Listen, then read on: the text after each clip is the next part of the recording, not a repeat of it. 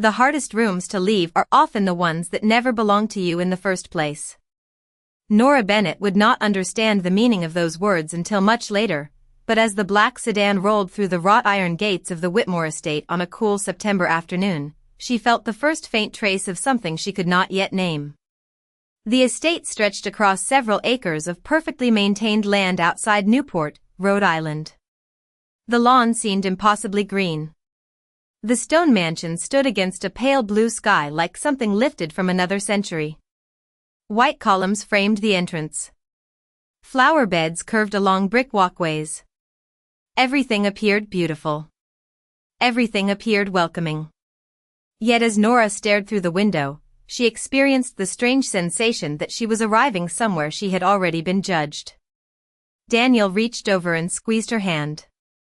His smile was warm, familiar, reassuring. It was one of the reasons she had fallen in love with him. Daniel Whitmore possessed a quiet kindness that made people feel safe. At least, that was what she had always believed. "You okay?" he asked. Nora smiled. "Just nervous." "You have nothing to be nervous about. They're going to love you." She wanted to believe him. She really did. But as the car approached the circular driveway, she noticed something odd. Every window facing the front lawn seemed perfectly polished, perfectly clean, perfectly still. The house looked less like a home and more like a museum carefully preserved against time. A uniformed attendant opened the car door. Daniel stepped out first before helping Nora onto the driveway. The front door opened almost immediately. Evelyn Whitmore emerged with graceful composure. She wore a cream-colored dress and a gentle smile that seemed practiced through years of hosting guests. Behind her stood several members of the Whitmore family. Everyone appeared pleasant. Everyone appeared refined. Everyone appeared exactly as Daniel had described them. Nora felt relief for almost 3 seconds. Then something happened. Not an insult. Not a criticism. Not even a cold greeting. Something much smaller. Something that should not have mattered. Evelyn embraced Daniel first. Then she stepped back and held his face in her hands. "You look tired," she said softly. "Have you been working too much again?" Daniel laughed. "Probably."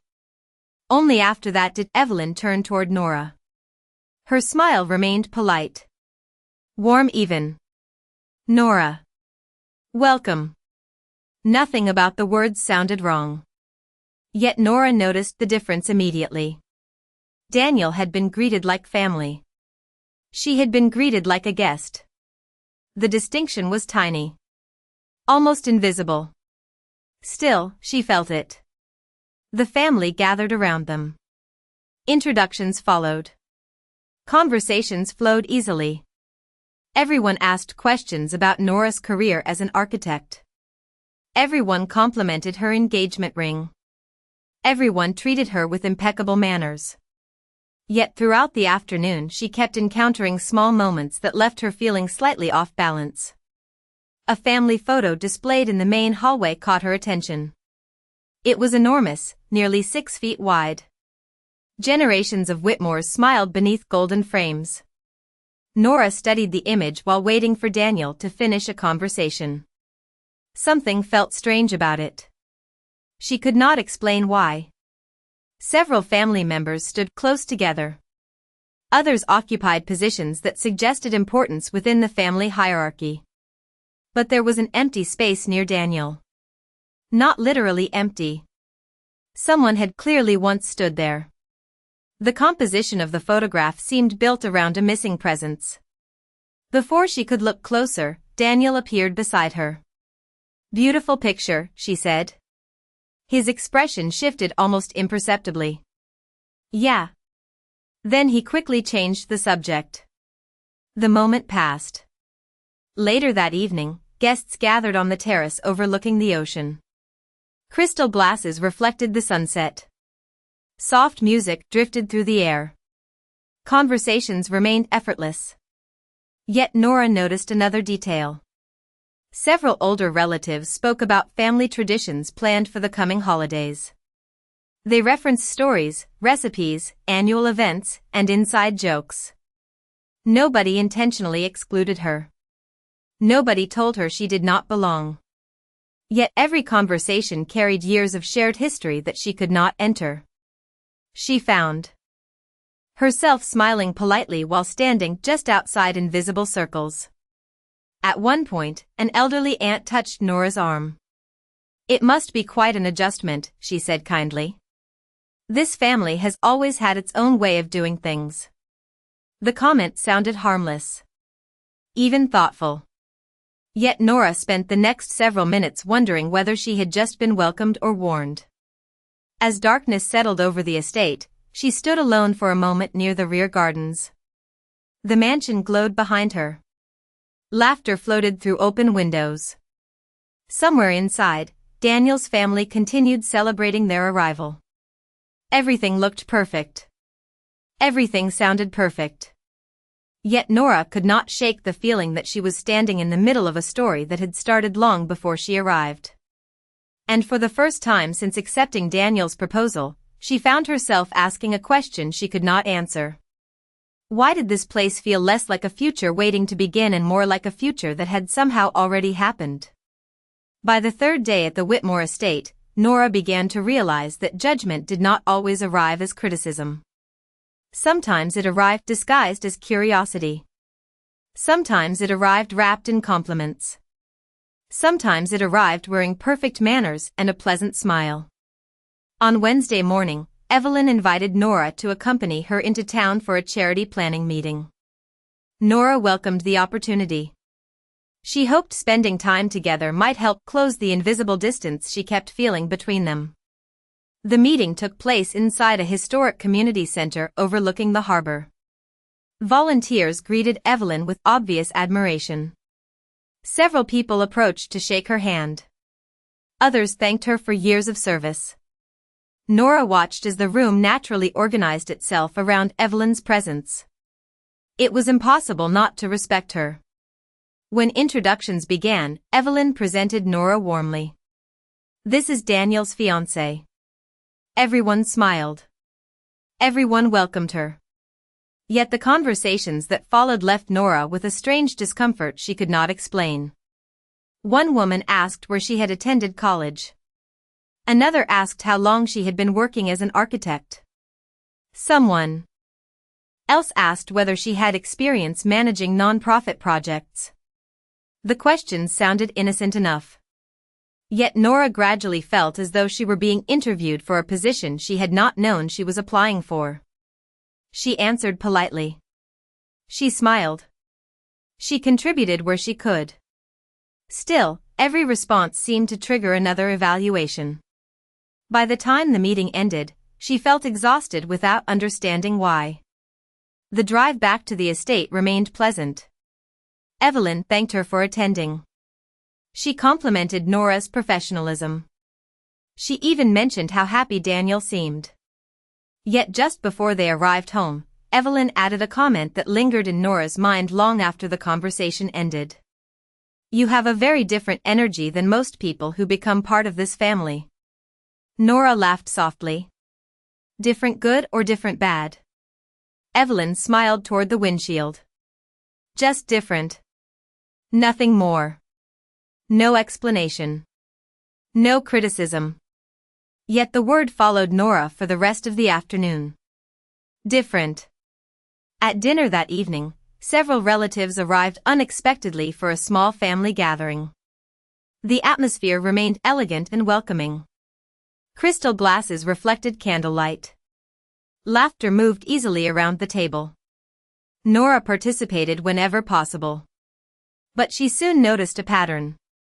Every story eventually returned to the same subject without ever mentioning it directly. Discussions about charity work. Discussions about traditions. Discussions about future plans. Each conversation carried the subtle assumption that everyone already understood the rules except her. At one point, an uncle described a long-standing family scholarship program. "The next expansion should happen within a few years," he said. That was always the vision. Several people nodded knowingly. Nora waited for someone to explain. Nobody did. A few minutes later, another relative referenced a summer event hosted every year on the estate grounds. Again, everyone seemed to share memories she could not access. Again, nobody intentionally excluded her. Yet nobody invited her into the history either. The most painful moment arrived near the end of dinner.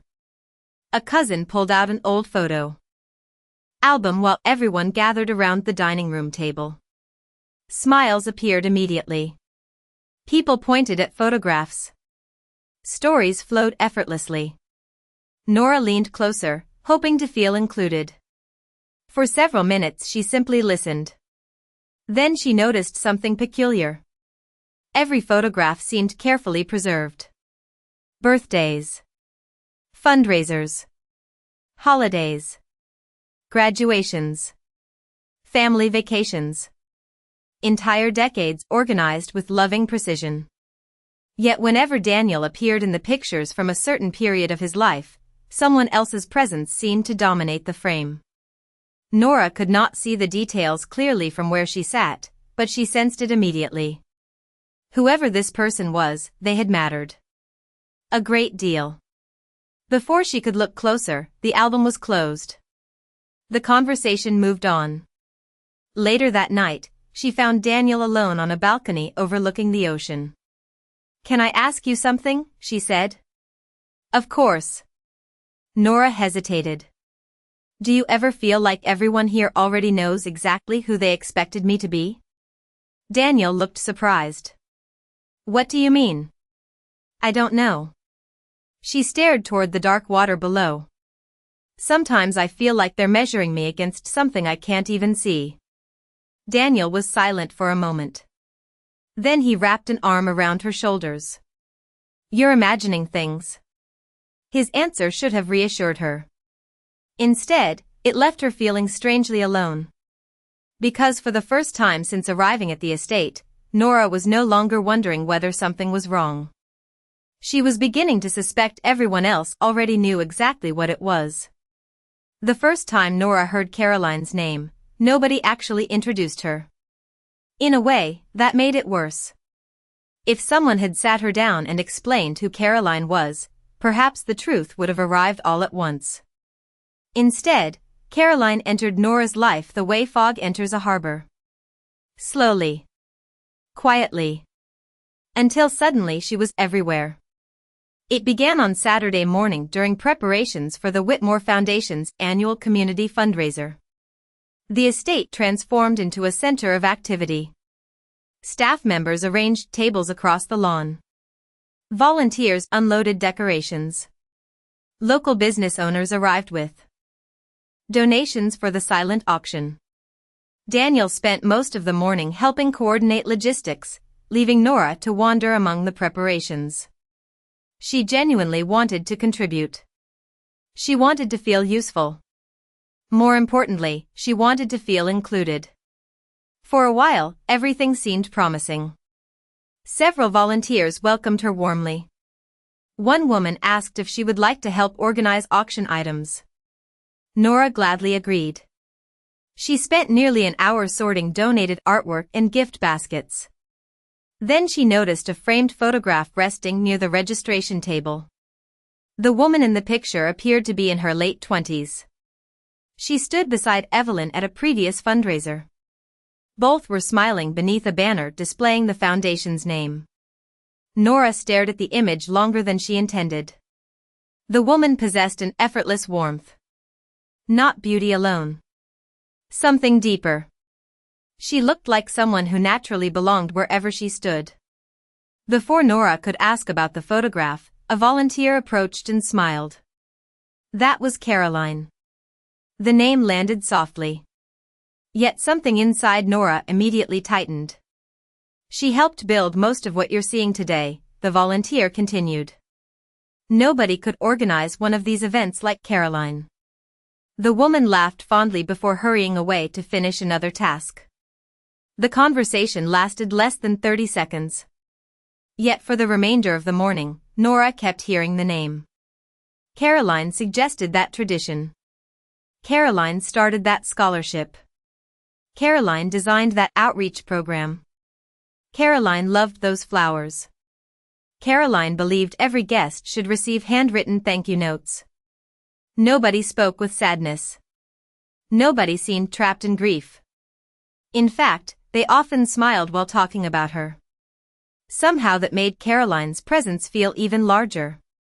By noon, Nora began noticing things she had somehow missed before. Fresh white roses decorated nearly every major gathering space. During lunch, she overheard someone mention that they were always used because Caroline loved them. A scholarship banner displayed one of the foundation's largest programs. It carried Caroline's name.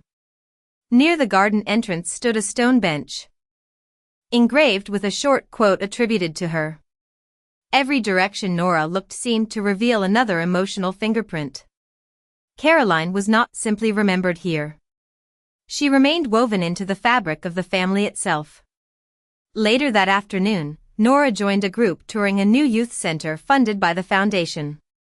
The guide explained several ongoing projects and future goals. Once again, Caroline's name surfaced repeatedly. Not because anyone was trying to compare Nora to her. Not because anyone intended harm. Simply because Caroline remained part of every story. At one point, Nora found herself walking several steps behind the group. Ahead of her, family members laughed while sharing memories connected to previous fundraisers. Daniel smiled at a story involving Caroline and a disastrous rainstorm years earlier. Evelyn smiled too. Everyone shared the moment naturally. Nora stood just outside the circle. Nobody asked her to leave. Nobody pushed her away.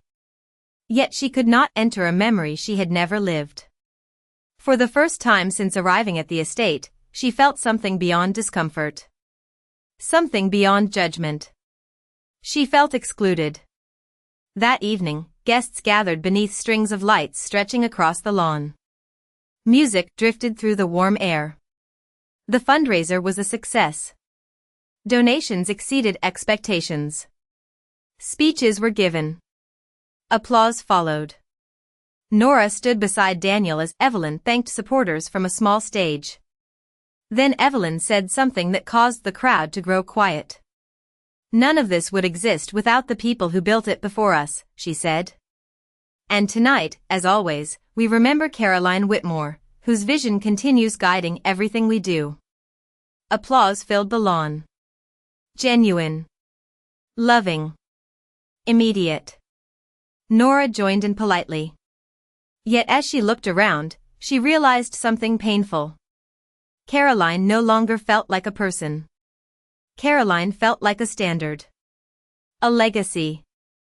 A presence occupying every corner of the world Nora was trying to enter. Later, as the event ended and volunteers began packing away equipment, Nora walked alone through the garden. Near the stone bench bearing Caroline's quote, she finally stopped. The estate glowed softly behind her. Laughter echoed in the distance. The family celebrated another successful year. And for the first time, Nora understood the invisible force she had been feeling since the day she arrived. She was not trying to find her place in a family.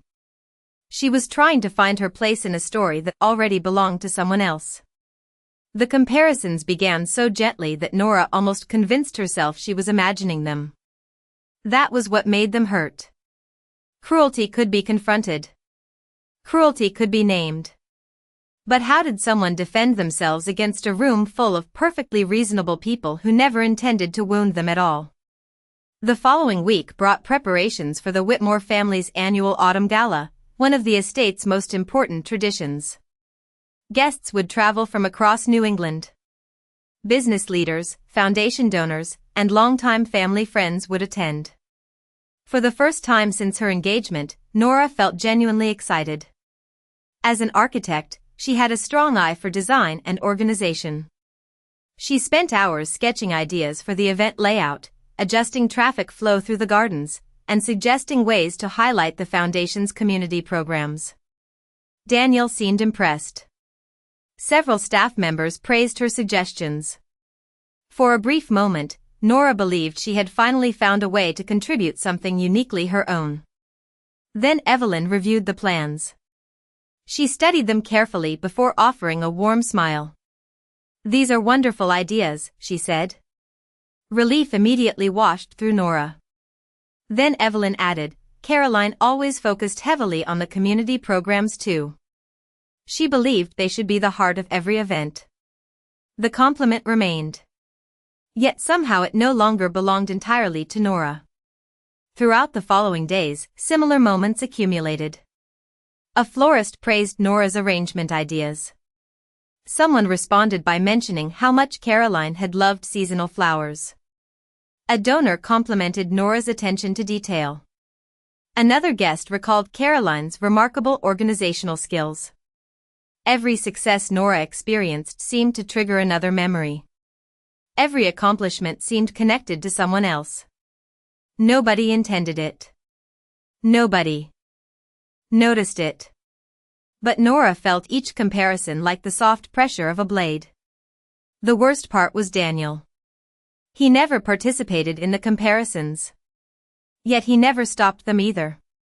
One afternoon, Nora accompanied him to a foundation planning meeting. During a discussion about future outreach projects, an older board member smiled at Nora. "You know, Caroline used to ask the exact same questions." The room laughed fondly. Someone else nodded.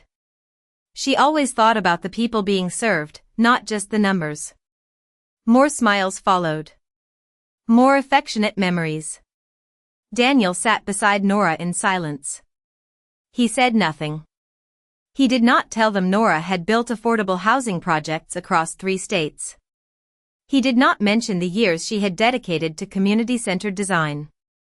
He did not remind anyone that she was her own person. He simply listened. The conversation moved on. Nora smiled politely. But something inside her began to fracture. Later that evening, she wandered through the estate alone. The sun was setting behind the ocean, casting long shadows across the lawn. Near the east wing, she discovered a small gallery corridor she had never noticed before. Framed photographs lined the walls. Charity events. Scholarship ceremonies. Holiday celebrations. Caroline appeared again and again. Smiling beside Evelyn. Laughing with Daniel. Standing among community leaders. Opening new foundation projects. Nora stopped in front of one photograph in particular. It showed Caroline standing at the center of a fundraising event remarkably similar to the upcoming gala. The resemblance startled her. Not because Caroline looked better than her. Not because Caroline seemed more accomplished. The photograph hurt because Caroline looked completely at home. She belonged to this world in a way Nora never had. A quiet voice interrupted her thoughts. That was one of her favorite events. Nora turned to find Evelyn standing nearby. The older woman stepped closer and looked at the photograph. Her expression softened. She had a gift for making people feel seen. The comment was not directed against Nora. In fact, Evelyn sounded proud. Loving. Vulnerable. Yet Nora found herself staring at the image again. Caroline had a gift. Caroline had a vision. Caroline had built traditions. Caroline had shaped the foundation. Caroline had touched every corner of the family's life. What exactly was left for Nora? That night, she sat alone in the guest room while Daniel attended a late meeting downstairs. Rain tapped softly against the windows. The estate felt unusually quiet. Her eyes drifted toward a stack of gala materials left on the desk. At the very top rested an old event program from several years earlier. Caroline's name appeared prominently on the cover beneath the foundation logo. Nora stared at it for a long time. Then she finally understood why the comparisons hurt so much. The family was not asking her to replace Caroline. They were not even consciously comparing them. The truth was somehow worse. Caroline had become the standard by which everything in this world was measured. And for the first time since arriving at the Whitmore estate, Nora wondered whether she was failing a test she had never agreed to take. The door had always been there. Nora had passed it dozens of times since arriving at the Whitmore estate. It stood at the far end of the second-floor hallway, painted the same soft ivory as the surrounding walls. Nothing about it appeared unusual. Yet everyone treated it differently. Staff cleaned around it. Family members walked past it. Conversations shifted whenever it was mentioned. Nobody explicitly forbade anyone from entering. Nobody needed to. The silence surrounding the room had become its own lock. Nora first learned its significance on a rainy Thursday afternoon. She had been searching for Daniel after lunch when she noticed Evelyn standing alone outside the door. The older woman rested one hand against the frame, her expression distant. For a brief moment, she looked less like the composed matriarch of the Whitmore family and more like someone carrying a weight too heavy to put down. Then she noticed Nora and immediately stepped away. "I'm sorry," Nora said. "I didn't mean to interrupt." Evelyn forced a smile. "You didn't." Her eyes drifted toward the door. Some habits are difficult to break. Nora waited. Part of her expected an explanation. None came. A few seconds later, Evelyn quietly excused herself and disappeared down the hallway. The image stayed with Nora for the rest of the day. That evening, she finally asked Daniel, "What's in that room?" The question seemed simple. Yet the moment it left her mouth, Daniel became still. His gaze lowered. His shoulders tightened. Nora recognized the reaction immediately. This was not the response of someone surprised by a question. This was the response of someone avoiding an answer. "Daniel," she asked softly. He looked away toward the window. "It's Caroline's room." The words settled heavily between them. Nora waited for him to continue. He did not. "Nobody uses it?" she asked. "No." "Why?" Daniel remained silent long enough for the silence itself to become painful. Finally he said, "Some things are complicated." Nora stared at him. "It's been years." His jaw tightened. "I know." "Then why is it still untouched?" Daniel opened his mouth as though searching for an explanation. None arrived. After several seconds he simply looked away again. And in that moment Nora felt a deeper wound than any comparison she had endured before. Not because of the room itself. Because Daniel refused to confront what the room meant. 3 days later, everything changed. The estate was unusually quiet. Most family members were attending a foundation event in Boston. Daniel had left early for meetings. Evelyn was visiting a donor. For the first time, the mansion felt empty.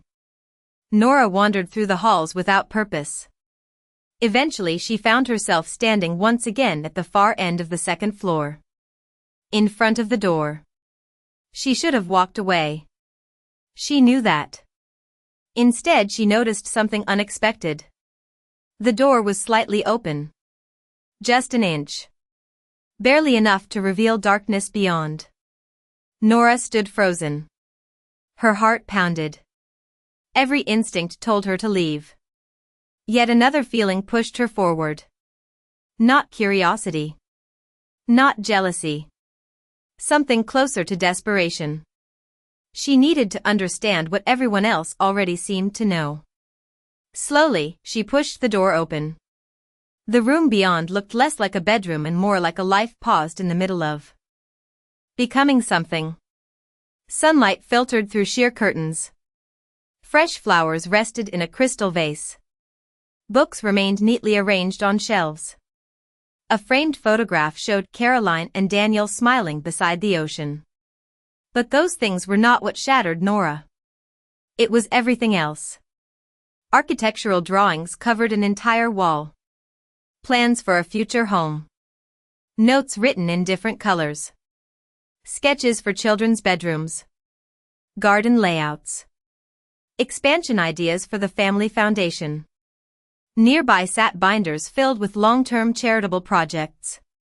One folder contained correspondence discussing future leadership roles within the foundation. Another contained event plans scheduled years into the future. There were letters addressed to future children. Lists of family traditions Caroline hoped to continue. Holiday plans. Anniversary ideas. Dreams. Expectations. A future. Not a memory. A future. Nora moved through the room in stunned silence. Every object revealed another piece of the same truth. The Whitmore family had not simply loved Caroline. They had built their tomorrow around her. Then she saw the final piece. Resting on a desk near the window was a framed design board. Across the top, written in elegant handwriting, were 4 words. The Whitmore Family Future. Beneath the title stood photographs, plans, goals, and milestones.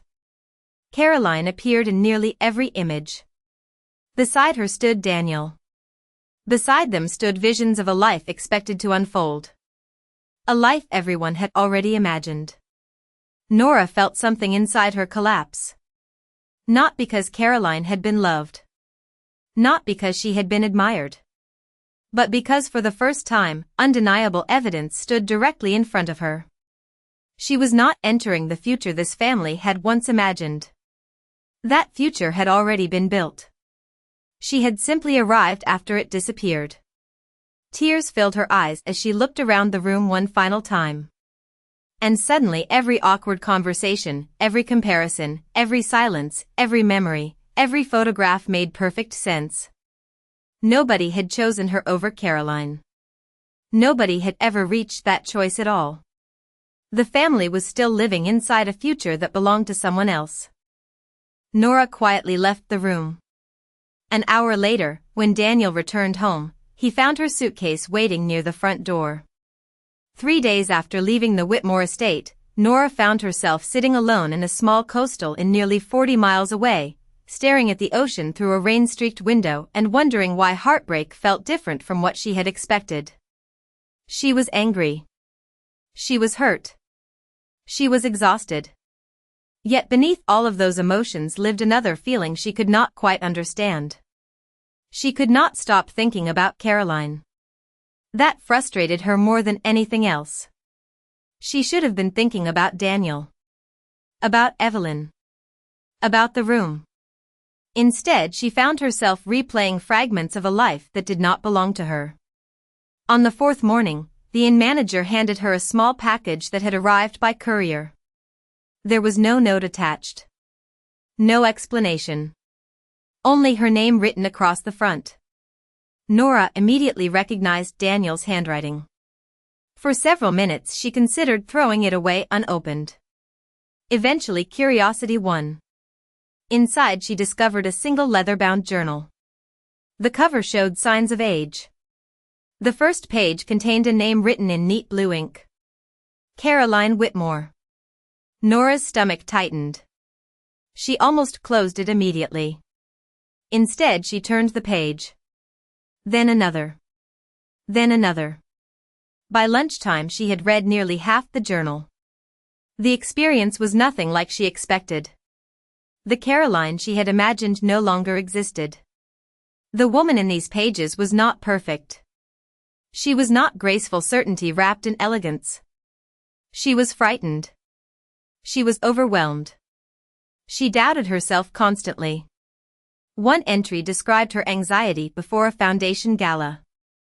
Another revealed how intimidated she felt by Evelyn's expectations. Several pages focused on her fear that she would never become the person everyone believed she already was. Nora stopped reading several times simply to stare at the wall.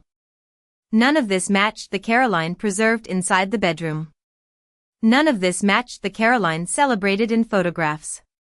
One passage affected her more deeply than the rest. Caroline wrote about walking through the estate late at night, worrying she would disappoint the family she loved. She described feeling trapped between gratitude and pressure. At the bottom of the page she had written a single sentence. "Sometimes I wonder if they love me or the future they imagine for me." Nora read the line 3 times. Then a fourth. Something shifted inside her. For the first time since entering the bedroom, she felt uncertainty replacing anger.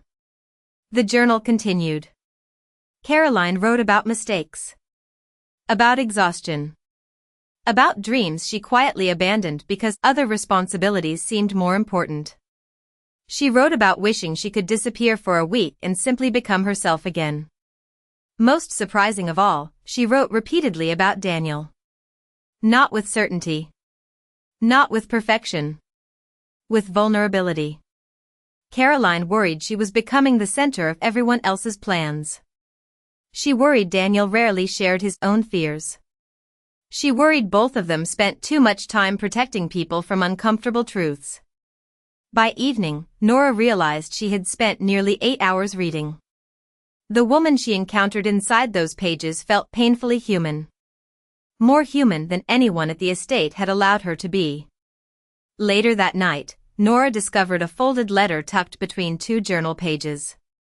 It had never been mailed. The envelope was blank. The handwriting belonged to Caroline. The letter itself was unfinished. Several sections had been crossed out. Others stopped abruptly in the middle of sentences. Yet one paragraph remained clear. If something ever happens to me, I hope nobody turns me into a memory too beautiful to touch. I hope they remember I was confused sometimes. I hope they remember I was wrong sometimes. Most of all, I hope they keep living. Nora lowered the letter slowly. Rain tapped against the window. Waves rolled beyond the shoreline. For several minutes she simply sat there in silence. The bedroom had convinced her she was competing against a perfect woman. The journal revealed something entirely different. Caroline had been carrying her own fears. Her own loneliness. Her own impossible expectations. The realization did not erase Nora's pain. It did not excuse what had happened. It did not make her ready to forgive anyone. But it changed something important. For the first time, Caroline no longer felt like an enemy. She felt like another person trapped inside the same story. And as the evening darkness settled over the water outside, Nora found herself asking a question she had never considered before. What if the room had never been protecting Caroline at all? What if everyone inside that house had been protecting themselves? When Daniel arrived at the coastal and 2 days later, Nora almost asked him to leave. He looked exhausted. Not in the dramatic way people imagined grief. Not broken. Not desperate. Simply tired. Tired in a way that suggested years rather than days. For several seconds neither of them spoke. Then Daniel noticed the journal resting on the table beside her. Something changed in his expression immediately. You read it, he said quietly. Nora nodded. Daniel lowered himself into the chair across from her. The silence that followed felt different from all the others that had existed between them. This silence no longer hid ignorance. It hid truth. Why didn't you tell me? Nora finally asked. Daniel stared at the journal. Because if I talked about it, I had to admit what happened. Nora waited. For the first time since leaving the estate, Daniel did not look away. Everyone thinks the room exists because we loved Caroline too much, he said. That's not the truth. His voice cracked slightly. The truth is that we were terrified of losing her a second time. Nora frowned. Daniel leaned forward. After she was gone, nobody knew what to do with the future we had already built. Every plan. Every tradition. Every expectation. It all pointed toward a life that wasn't coming anymore. He swallowed hard. So we stopped moving. The words settled heavily between them. For years Nora had imagined the Whitmores as people clinging to Caroline because she was perfect. Now she began seeing something else. a family frozen at the exact moment they could not bear to continue. Later that afternoon, Daniel convinced Nora to return to the estate for one conversation. Nothing more. No promises. No reconciliation. Just truth. The atmosphere inside the mansion felt different than before. Not because the house had changed. Because Nora had. She no longer saw Caroline's fingerprints everywhere. She saw grief everywhere. That evening, Daniel gathered the family in the library. Evelyn arrived last. The moment she saw Nora, emotion flashed across her face. Not anger. Not resentment. Fear. Daniel finally broke the silence he had spent years protecting. We need to talk about the room. The statement immediately transformed the atmosphere. Nobody spoke. Nobody moved. Evelyn looked as though the floor had disappeared beneath her. Daniel continued anyway. We've spent years pretending that room was about Caroline. His voice shook. It wasn't. Evelyn's eyes filled with tears. Daniel. No. For the first time, he did not retreat. It was about us. It was about not knowing how to let go. The room remained silent. Then something unexpected happened. Evelyn began crying. Not gracefully. Not quietly. Years of restraint seemed to crack all at once. Do you think I don't know that? She whispered. Do you think I haven't known that every single day? Nobody answered. Evelyn pressed a hand against her chest. Every time I opened that door, I told myself I was protecting her memory. But the truth is I was protecting myself. Tears ran down her face. Because if I changed that room, then I had to admit she was never coming home. Nora felt her anger weaken beneath the weight of something she had not expected. Understanding. Evelyn was not defending Caroline. She was defending the last place where her daughter still felt close. One by one, other family members began speaking. An uncle admitted he avoided discussing Caroline because he feared upsetting Evelyn. A cousin admitted she stopped bringing friends to the estate because everything felt trapped in the past. Even the foundation projects had become frozen around old plans nobody wanted to change. The realization spread through the room slowly. The bedroom had never been the real problem. The room was simply the visible symptom of a grief nobody had allowed to move. Nora listened as the family confronted truths they had avoided for years. Daniel admitted his silence had hurt everyone, including her. Evelyn admitted her fear had become control. Others admitted they had chosen comfort over honesty. Nobody emerged as a villain. Nobody emerged as innocent. By the end of the conversation, Nora found herself looking around the room with entirely different eyes. For months she had believed these people were choosing Caroline over her. Now she understood something far more painful. They had not been choosing Caroline at all. They had been choosing grief. And for the first time since entering the Whitmore estate, Nora no longer knew who was right and who was wrong. She only knew that every person in that room had been carrying a wound. The following morning, nobody mentioned forgiveness.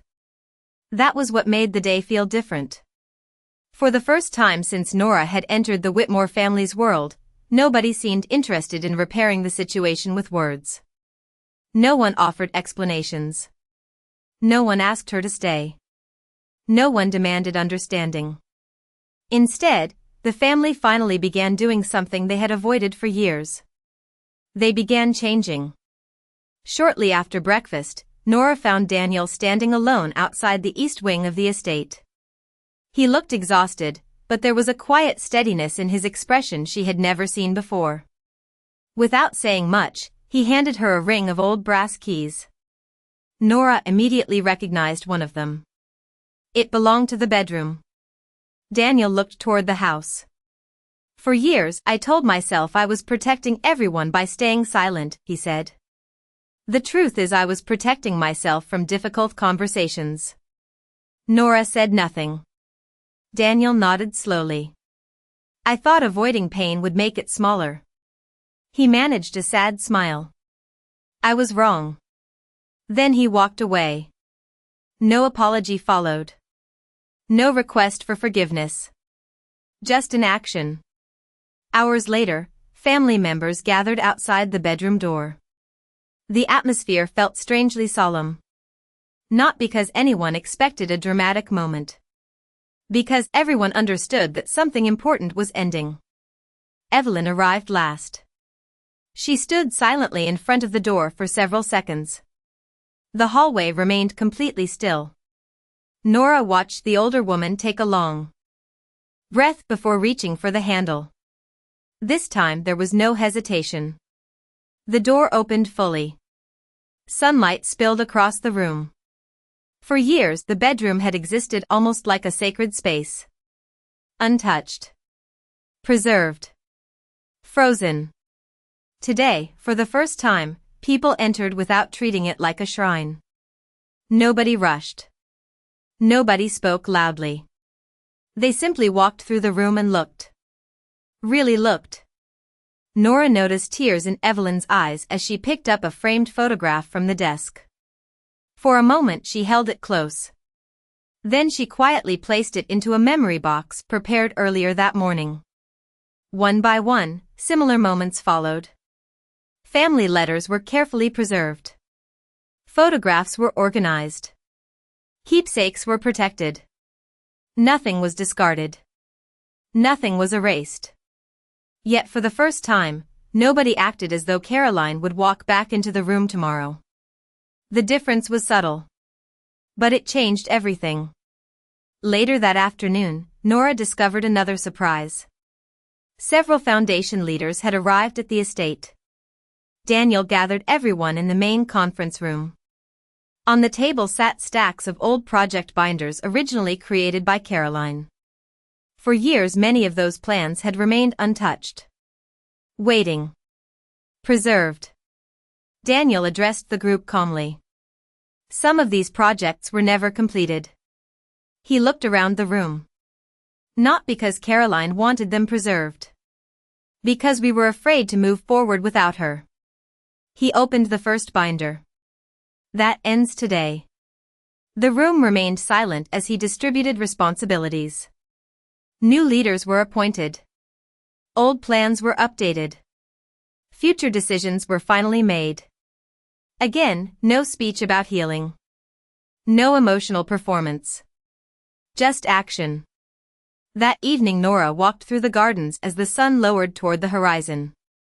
She eventually found Evelyn sitting alone beside the stone bench dedicated to Caroline. For a moment neither woman spoke. Finally Evelyn broke the silence. I spent years believing I was protecting my daughter. Her voice was barely above a whisper. The truth is I was protecting my grief. Nora sat beside her. Evelyn stared toward the ocean. When you arrived, I thought accepting you meant letting Caroline go. Tears filled her eyes again. I understand now that those were never the same thing. The older woman looked at Nora for the first time. You deserved better than what we gave you. Nora felt emotion rise inside her chest. Yet something important was missing. The anger that had once lived there no longer felt as heavy. Understanding had replaced it. Not forgiveness. Not yet. But understanding. As darkness settled over the estate, lights gradually appeared throughout the property. The house felt different somehow. Lighter. Not because grief had disappeared.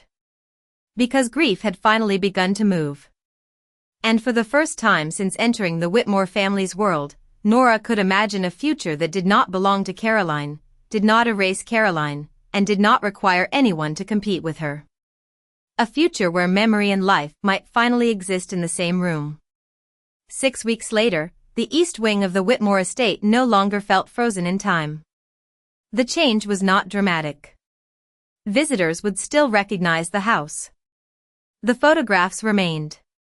The traditions remained. Caroline remained. Yet something fundamental had shifted. Life had begun moving again. On a bright October afternoon, guests gathered at the estate for the dedication of a new community design initiative sponsored by the Whitmore Foundation. The project combined several unfinished plans that had once existed only inside Caroline's binders. Some ideas belonged to Caroline. Some belonged to Daniel. Some belonged to foundation leaders. And for the first time, several belonged to Nora. The project was not presented as a memorial. It was presented as a future. That distinction mattered. As volunteers arranged chairs across the lawn, Nora walked slowly through the gardens. White roses still bloomed near the pathways. The stone bench dedicated to Caroline remained beneath the old maple tree. Children played nearby while families arrived for the event. The estate felt alive in a way she had never experienced before. When she reached the house, she paused outside the bedroom that had once changed everything. The door stood open. Not symbolically. Literally open. People walked past it without fear. Inside, the room no longer resembled a preserved future waiting for someone who would never return. Caroline's photographs had been carefully displayed in a memory corner. Important letters had been archived. Meaningful keepsakes remained. But the room itself had become something new. Several drafting tables occupied the center of the space. Community plans covered one wall. Scholarship proposals covered another. The room now served as a creative workspace for foundation projects. Memory had not been removed. Memory had simply stopped controlling the future. Nora smiled softly before stepping back into the hallway. Downstairs, she found Evelyn speaking with guests near the entrance. The older woman looked different these days. Not happier exactly. Grief did not disappear that easily. But lighter. More present. More willing to live in the current moment rather than the past. When she noticed Nora approaching, she immediately excused herself from the conversation. For a second neither woman spoke. Then Evelyn reached into her purse and removed a small envelope. "I wanted to give you this today," she said. Nora opened it carefully. Inside was a handwritten note. The paper looked familiar. It came from one of Caroline's journals. A short passage had been copied onto a card and framed. The words were simple. "I hope the people I love keep building beautiful things after I am gone." Nora felt emotion tighten her throat. Evelyn's eyes filled with tears. "For years I thought loving Caroline meant holding on to everything she left behind." She glanced toward the house. "I finally understand that loving her means carrying her forward." Nora looked at the framed note again. Then she did something that would have seemed impossible only weeks earlier. She hugged Evelyn. Not because the pain had never happened. Not because everything had been erased. Because both of them had changed. Later that afternoon, Daniel stood before the crowd and introduced the foundation's new initiative. He spoke about service, community, and responsibility. He spoke about unfinished dreams becoming shared work. Most importantly, he spoke without hiding. Without silence. Without retreating from difficult truths. When the presentation ended, applause filled the lawn. Nora looked around at the faces surrounding her. Evelyn. Daniel. Foundation volunteers. Family members. Neighbors. For the first time since arriving at the estate, she did not feel like a guest standing outside someone else's story. She felt present inside her own. As the sun began setting beyond the ocean, golden light spread across the property. Laughter drifted through the gardens. Conversations filled the air. Somewhere behind her, the bedroom door remained open.